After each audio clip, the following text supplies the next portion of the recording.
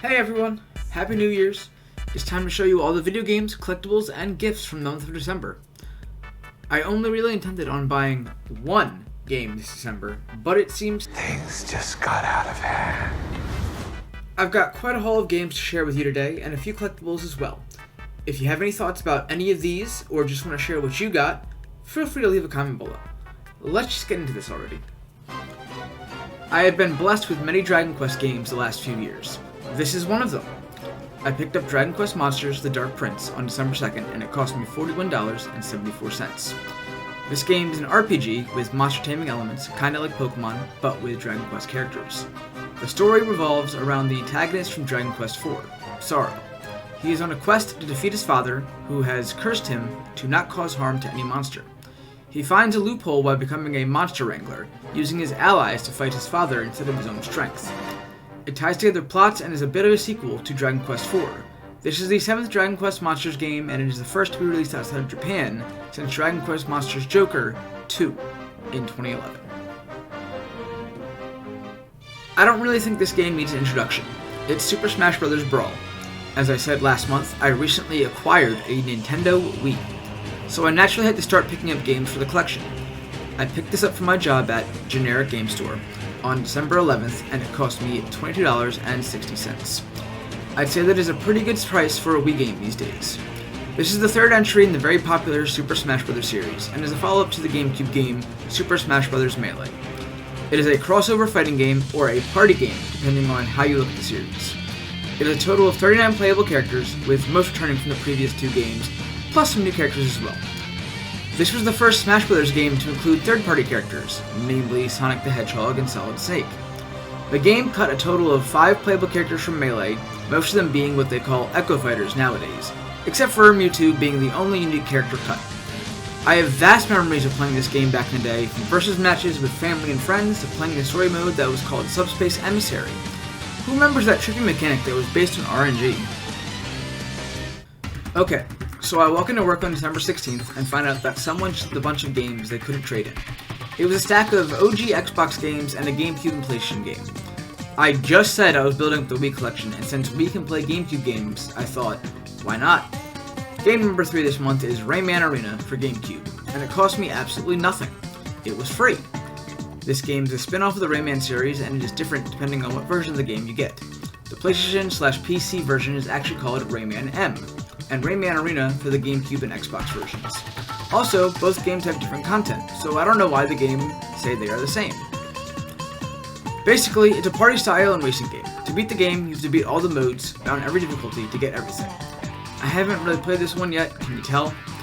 Apparently the GameCube and Xbox versions had vast improvements over the PS2 and PC version, so it's a win in my book, and if you want to see me try this game for the first time later this year, feel free to follow me on Twitch. I mentioned a PS2 game also in my last segment, right? Well, while my coworker and friend, Tad Nugent1, links in bio, go follow, grabbed a stack of Xbox games, the PS2 game was also in the freebie for me. This game was none other than Naruto Ultimate Ninja 2 for PlayStation 2. It is a fighting game starring the characters, story, and ideas of the Naruto series. This game covers up to episode 96 in the anime, along with a filler arc involving a special seal made by Orochimaru. I'm sure you guys can tell from last month and now this month, I'm a fan of the Naruto anime. Funny thing is, this game has a special place in my heart because my brothers and me used to play this back in the day with one of my friends when he came over. There may even still be footage from 2009 of us playing this game somewhere on YouTube. Very funny how this game came back into my life as a thing someone just left, but means a lot more to me. One person's trash is another man's treasure, that's for sure. Long before the MCU was a thing, my dad had Marvel Comics out the wazoo. I read every single one of those, and a Marvel Comics fan was born. Probably devalued a lot of those comics, sorry Dad, but the love of those stories and characters has bled into my other passions. This new game is Guardians of the Galaxy for PlayStation 4. It is not the James Gunn MCU version, but it has some similarities. I picked this up on December 18th, and it cost me $12.10. It is an action-adventure story-based game that just oozes that comic book feel. While the game is called Guardians of the Galaxy, you really only control Star-Lord. But the other team members are there, and your decisions and conversation with them change how their relationship and dialogue with you goes. This game didn't have a lot of eyes on it due to how Marvel's Avengers was handled before, but this game is strictly single player with no DLC planned for it. It also won Best Narrative at the Game Awards in 2021.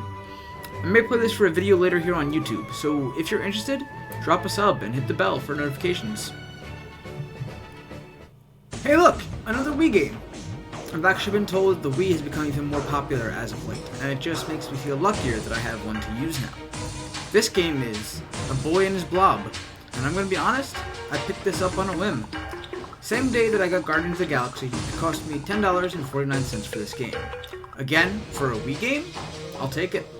I don't know much about it, but it's a puzzle platform game, and after doing a bit of research, I found out it's a reimagining of a 1989 NES game called A Boy and His Blob, Trouble on Blobolonia? It is a very minimalistic story and has a very nice art style, and that is kind of what made me want to pick it up. The story consists of something about an evil emperor on the planet Blobolonia, and the Blob flees to Earth to find help. 4 worlds consisting of 10 levels and a boss battle. They apparently re-released it on the Switch, so if you can't find or don't already have a Wii copy or PS3, then you can get it there. Okay. I realize I just bombarded you with a lot of games. Like I said, I initially was only planning on getting Dragon Quest Monsters this month. Let's talk about Christmas real quick. Now, how was y'all's holidays? Like I've said before, it's about the spirit of giving. So, to help that belief along, check out these Twitch clips of me unwrapping my gifts that were given to me this year. Thanks to Legend of the Fire Cat and Softboy Envy. Alright. Ready? Because there's 2 more shirts here. And I haven't seen them yet. I just know they're shirts. So.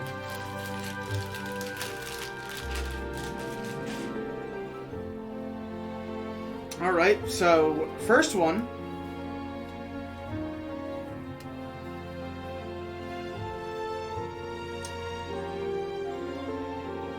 I don't know if y'all can see that, but it's Get a Life, and I will be wearing this proudly. Absolutely. That's amazing.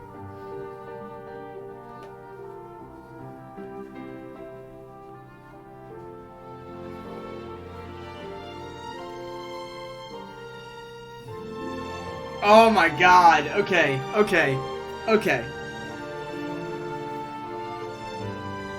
Y'all, it's vintage as fuck. It is vintage as fuck, yo. I'm so happy. That's so cool. That is so cool.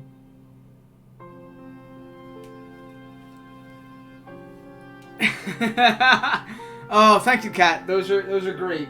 Those are great. All right. Y'all ready? Because it's a bag. It's already open, so I don't really have to worry about it. But Dan got me a few things, and I'm ready to kind of go over those.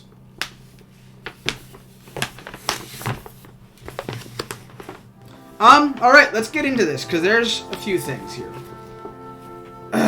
This is a pillow. Can y'all tell that I'm excited? It's an Eevee pillow. Oh my god. With long ears.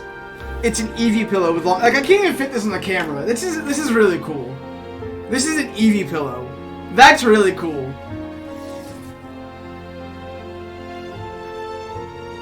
No, it's not a special pillow, Haunted. God. I don't have a place to put this right now. God damn it. So... I'm gonna throw this in my bed. Oh. I made it. Alright, so... Number 2. It's a Squirtle with a little scarf. I wonder, is this the, No, it doesn't say, I don't think. Is this supposed to be like the Mystery Dungeon Squirtle? Either way. Squirtle. It's Squirtle. I'm happy. And I will be taking a picture of all my Squirtle plushes at some point, yes. Yeah. Yes, the Squirtle emote. Yes. And then finally, there's this. Swiss Miss chocolate flavored cookie decorating kit. I can make chocolate covered cookies with hot cocoa flavored chocolate cookie pieces. I don't know how many of you know this, but I like to bake. I like to make cookies. I like to make pies. I like to make, sweet stuff. So this is really nice. Also, it comes with 2 packs. 2 packs of hot cocoa. And I don't know if y'all know this, but hot cocoa is the best hot drink. Don't fight me here. Hot cocoa is the best hot drink. Anyways, I'm going to put this down now, because that's basically what I got for Christmas. Audio gave me a $25 Steam gift card. I just don't know what to use it on yet. I've got a few options, and I'll be figuring that out shortly. But I'm so appreciative of all the gifts that I've gotten, and appreciative of all the people that I've met. I hope that you guys had a good Christmas. I had a pretty good Christmas without even checking my gifts, and those are really nice. I'm excited for all those.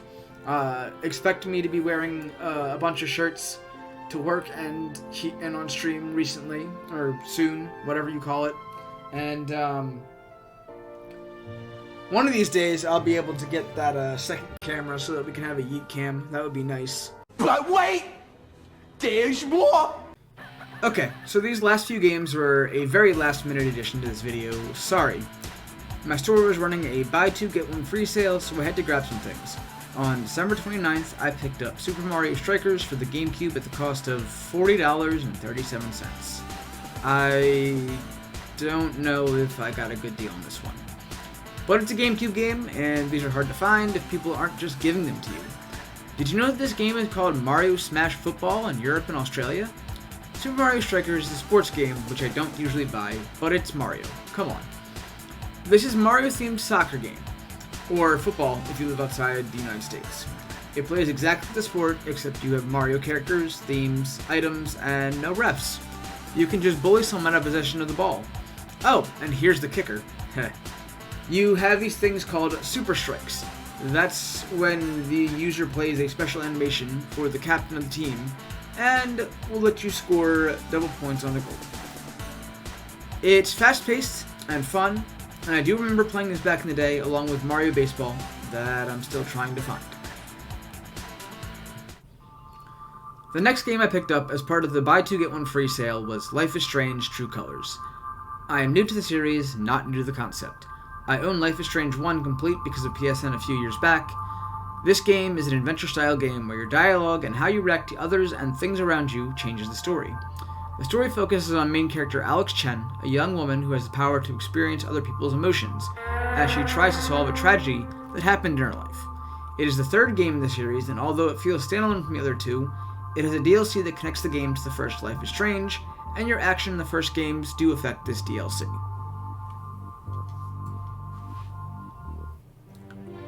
I mentioned a free game, right? Free game because I bought 2 others? Yeah, so remember how earlier I said I had been blessed with so many Dragon Quest games the last few years? I picked up Dragon Quest Builders 2 as my free game for the buy 2 get 1 free. And it's the last video game I purchased in 2023. I already did a rundown on what type of game this was back in the November 2023 video, but in short, it's an RPG mixed with Minecraft using Dragon Quest characters. This is the sequel to Dragon Quest Builders, which I bought last month, and I'm very happy to have the full collection now. This game features 4-player co-op along with cross-save and cross-platform features. The plot of the game happens a small amount of time after the events of Dragon Quest II, and is focused on a group called the Children of Hargon.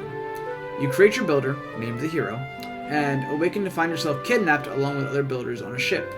You quickly escape and find yourself in the Island of Awakening, where you start your quest. I love the Dragon Quest spin-offs tie into the main games. It just adds story and context for me. Probably why Dragon Quest is one of my favorite series.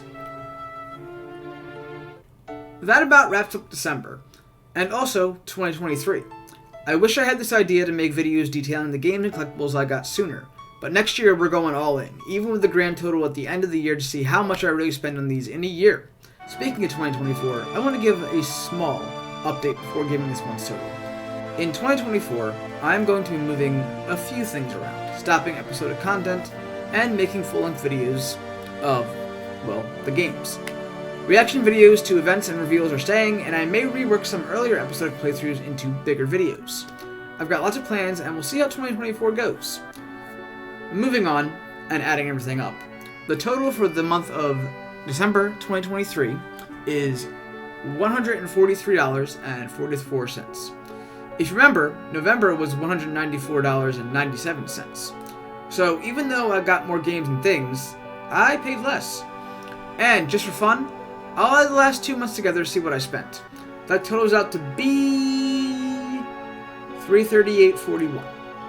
If this stays the way all year, next year, I might spend a cool $1,000 or more on games and collectibles next year. Anyways, happy 2024, y'all. And I know I probably spoiled like 67% of the video in this video, but if you want to check out November's video, it's up here and in the description. Later!